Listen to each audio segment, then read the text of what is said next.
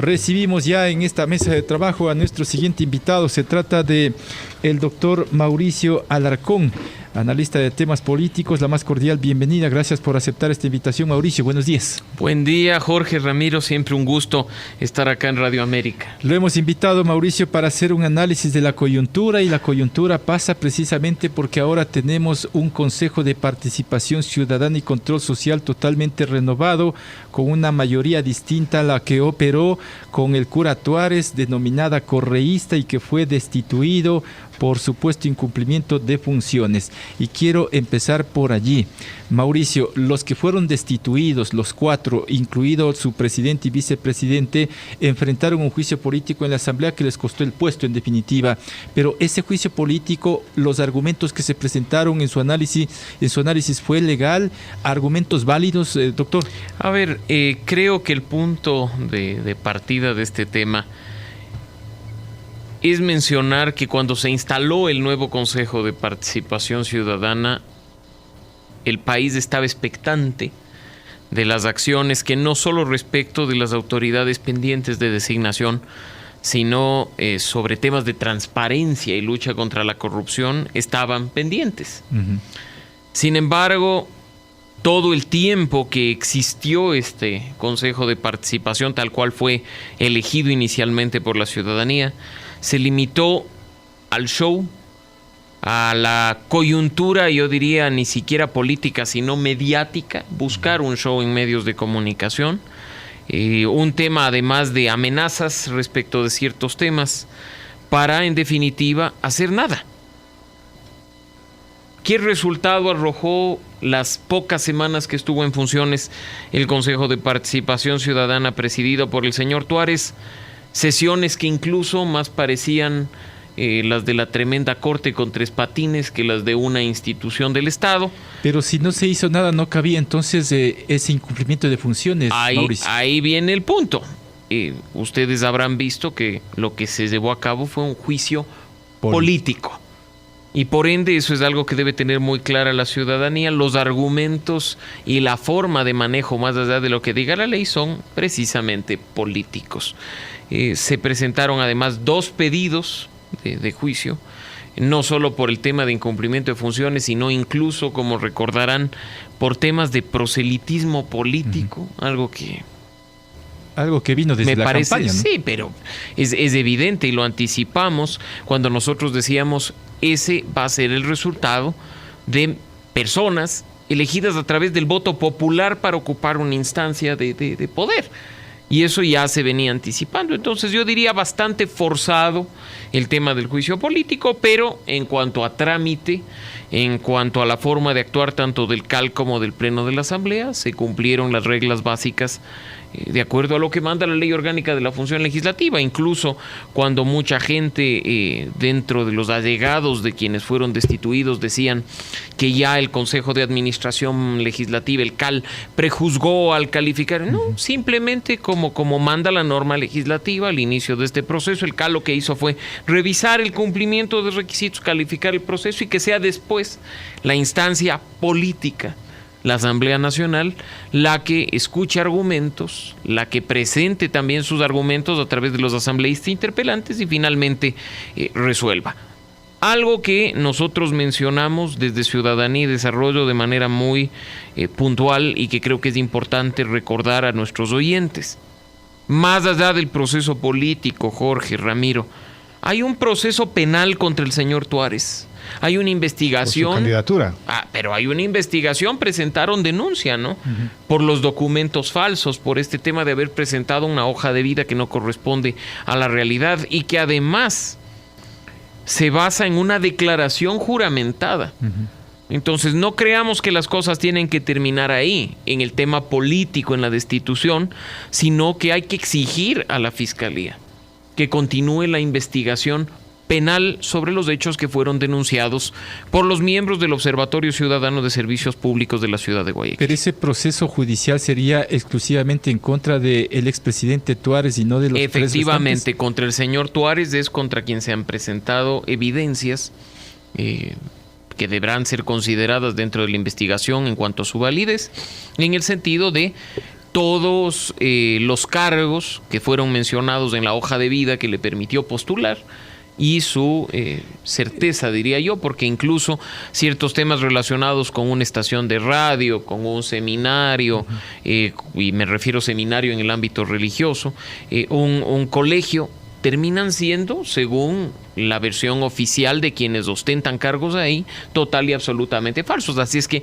esperemos, insisto, que el tema no muera en el ámbito político. Ya el tema político se cocinó, como bien decía Jorge, ya hay una nueva mayoría en el Consejo de Participación Ciudadana, pues ahora esperemos que el tema penal esté de manera activa y se resuelva de manera efectiva, a favor o en contra, pero que se resuelva, que Mauricio, no sea de esas investigaciones que terminan en el baúl de los recuerdos. Al ser política la destitución, me lleva a preguntarte si esto obedeció a cálculos políticos también para eliminar esa mayoría correísta que estaba dando dolores de cabeza. Bueno, muy probablemente, eso solo lo podrían decir los miembros de la Asamblea Nacional que lideraron el proceso y lo resolvieron. Sin embargo, claro, y hay que ser enfáticos, este es un proceso político. Ahora vemos claramente una nueva mayoría. Vemos que las autoridades designadas del día de ayer, el señor Cruz y la señora Almeida, pertenecen a la anterior minoría del Consejo de Participación Ciudadana. Que ahora se convierten en mayoría. Claro, se reconfiguran las fuerzas y lo primordial es que los ciudadanos continuemos vigilantes de, mientras exista este engendro constitucional, que cumpla con sus funciones. Y vamos a hablar de las funciones solamente y del futuro del Consejo de Participación Ciudadana con esta nueva mayoría. Permíteme hacer una ligera pausa. Tengo que cumplir con mis auspiciantes. 7:34. Retomamos el diálogo con Mauricio Alarcón. Antes del corte te decía, Mauricio, el futuro del Consejo de Participación Ciudadana con esta mayoría, ¿cuál debe ser?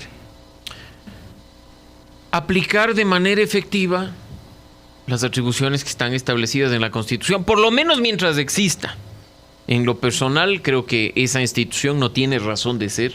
Ha demostrado en 10 años de vigencia que para lo único que sirvió es para cooptar la institucionalidad de control, para poner amigos, parientes en cargos clave, a través de supuestos concursos evidentemente manipulados, y me refiero a todos y cada uno de los consejos que hemos tenido desde que se conformó el primero. ¿No podría de alguna forma frenar esta intencionalidad de que desaparezca?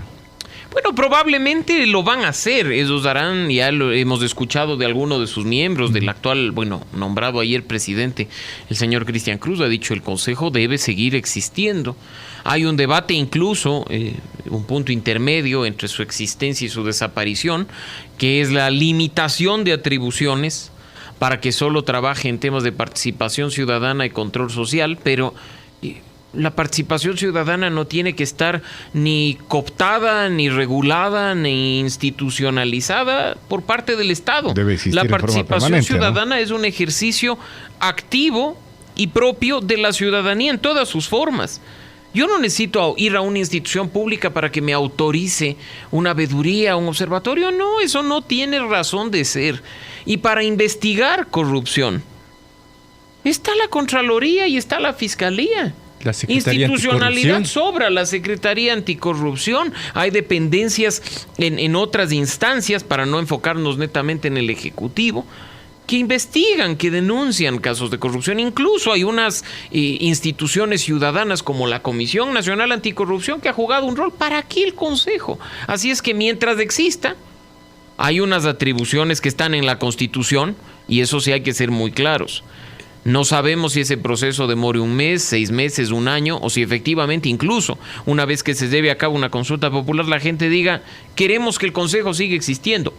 Por ello, hay que ver qué debe hacer este Consejo, y por lo menos hay designación de autoridades pendientes que dejó el transitorio, la designación de un defensor público. No podemos vivir con una autoridad prorrogada de manera indefinida, tan importante dentro del sector justicia.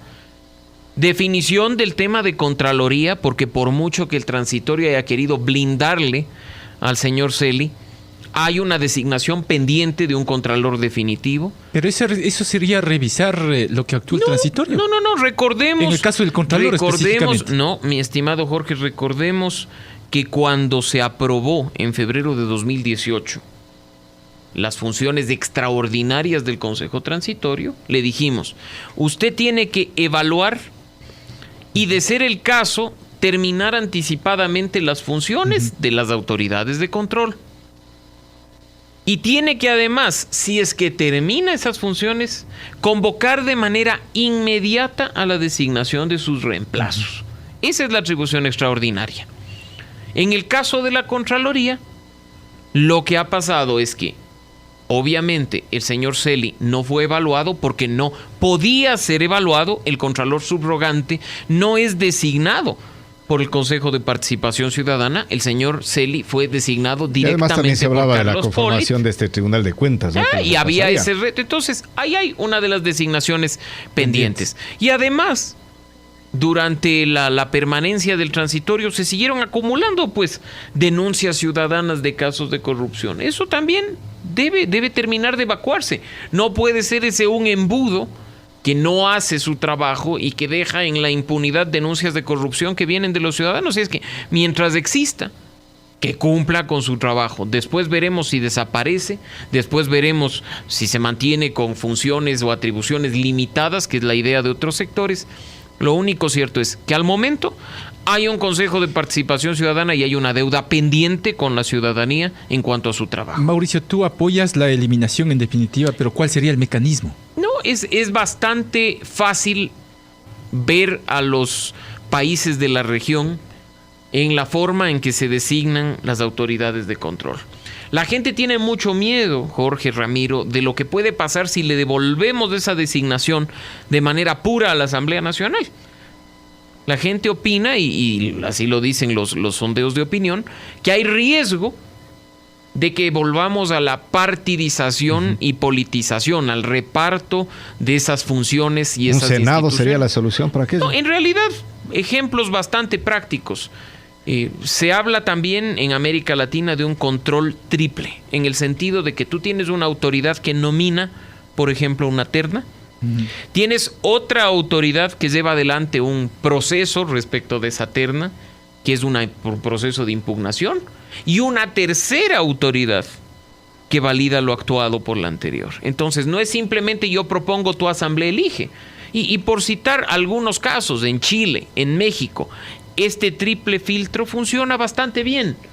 Cuando es por ternas, presidente propone, por ejemplo.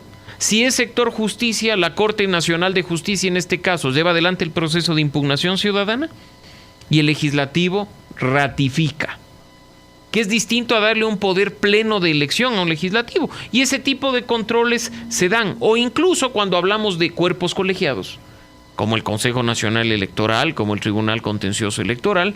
La otra alternativa que también se maneja en América Latina son distintas fuentes de candidaturas. Es decir, habrá un representante por esta función, habrá un representante por esta función, y esos representantes a su vez se someten a este triple control, de tal forma que no hay, insisto, un tema de designación automática, por decirlo de alguna forma, en manos del legislativo, aminorando el riesgo de la politización y partidización de esa designación. Hablar este momento, y eso también es una opinión personal, de una bicameralidad por el simple hecho de designar autoridades del Estado, creo que es irresponsable. Creo que si vamos a debatir una bicameralidad, debemos ir, por ejemplo, a un trabajo serio de lo que es el trámite legislativo. Si vamos a tener dos cámaras, que el primer debate se realice en la Cámara de Diputados y el segundo debate en la Cámara de Senadores.